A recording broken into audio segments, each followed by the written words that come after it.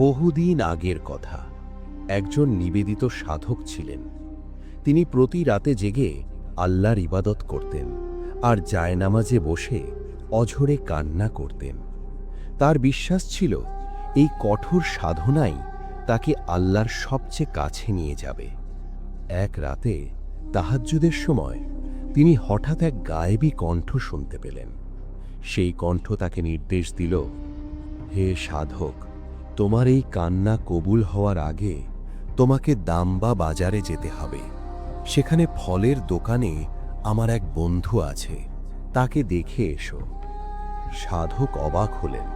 তিনি ভাবলেন, আমি সারা রাত জাগি আর বাজারের এক সামান্য ফল বিক্রেতা আমার চেয়ে বড় ইবাদতকারী। পরদিন সকালে কৌতূহল নিয়ে তিনি বাজারে গেলেন।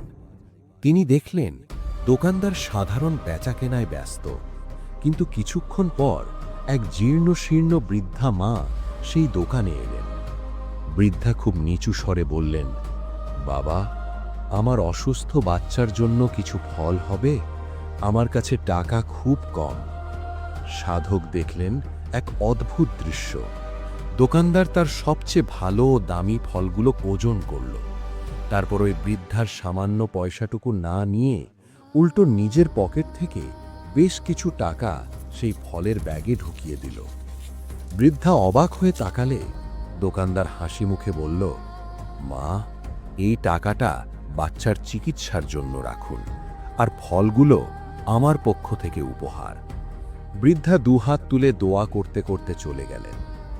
সাধক দৌড়ে গিয়ে দোকানদারকে জিজ্ঞেস করলেন, ভাই, তুমি তো ব্যবসার নিয়ম ভাঙলে, লাভ তো করলে না, উল্টো টাকা দিয়ে দিলে।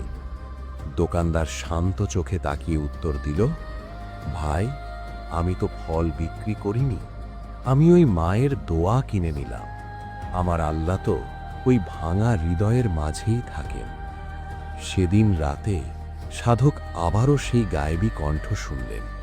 আওয়াজটি বলল, কোনো লোক আমার বিরহের মর্ম বা আমার প্রেমের গভীরতা ততক্ষণ বুঝবে না যতক্ষণ না সে আমার সৃষ্টির সেবা করবে।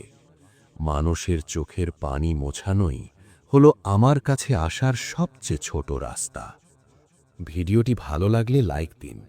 দিন টিউব চ্যানেলটি সাবস্ক্রাইব করে পাশে থাকুন। ইনশাআল্লাহ দিনের আলো ছড়িয়ে দিই একসাথে।